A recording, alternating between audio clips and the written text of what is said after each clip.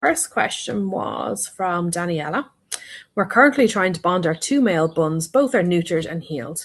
We have started 24/7 side by side pen bonding with a gap in between and things to ensure the pens can't touch. How long do we do this? One bun jumps so high, even over the highest pen, so he had been super stressed and popping a cooker cover over the top. And popping a cooker cover on the top wasn't an option as it stressed him out. Thanks so much. We'd love any advice. Okay, so pre-bonding. You may have seen people recommending this, that the bunnies live side by side for a little while, and you either swap their litter trays and their bits and pieces, their blankets or teddy bears or whatever, or you swap the bunnies over. So I am actually a big believer in pre-bonding. I know some people say that it stresses the bunnies out. I don't think it does, and I do think that it helps them to get to know each other a little bit. You're immersing them in each other's smell, and it can be really helpful when you are bonding as well to do that in between bonding sessions, because they're either on the bonding pen or they are immersed in each other's smell, in each other's pen or whatever. That being said, if your bunnies are free roam, it doesn't always work very well.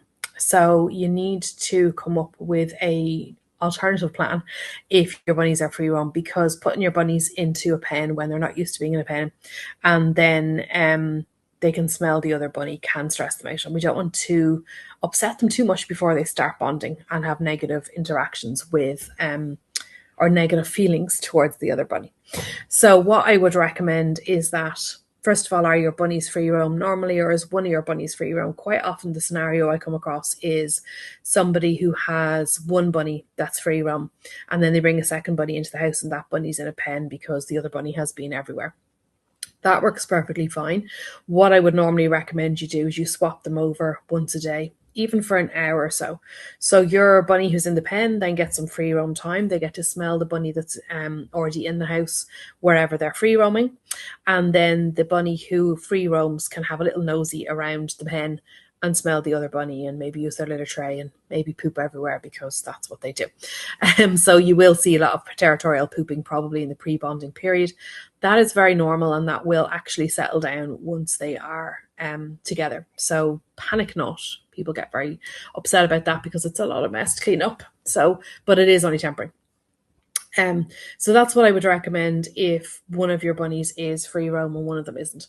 If they're both free roam, presumably then you have them in different rooms, and then the best thing to do is just to switch their rooms up so that they are in they're in opposite rooms. So if you have one bunny who's downstairs and one bunny who's upstairs, that's quite a common scenario as well.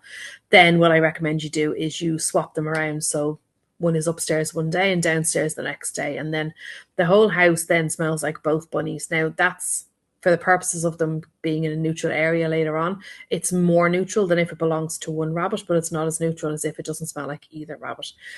But it can help when you're neutralizing later on that it does smell like both bunnies. It makes it a little bit easier perhaps. So that's what I would recommend. I wouldn't recommend necessarily putting them into a pen if they're not used to being in a pen. And I think really the purposes of it is that they can get used to each other's smell. And yes, it would be ideal if they could see each other, but maybe a stair gate in between two rooms could work, or a baby gate. Again, be careful that you're supervising that, because they can do quite a lot of damage between the bars, even with each other's noses, if they decided to take a bite, and they probably will. So do that only when they can be supervised, and shut the door if you can't. So that might be a better option. I'm assuming that's what's going on with your bunnies, but let me know. Actually, I think, Daniela, you have a free clinic call booked with me on Saturday, so we will be able to get into the nitty-gritty of that with you.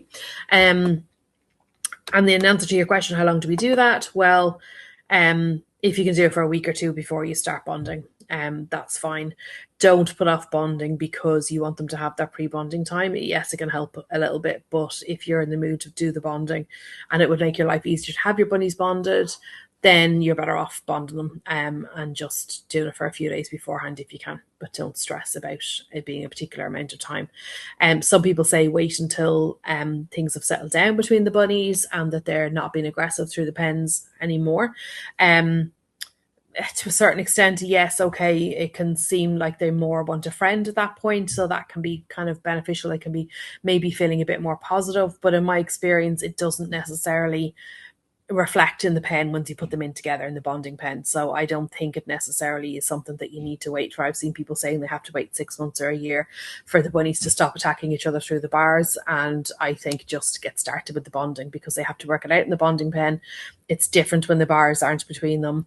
They have to figure out their hierarchy. So go ahead and just do it. So I hope that helps.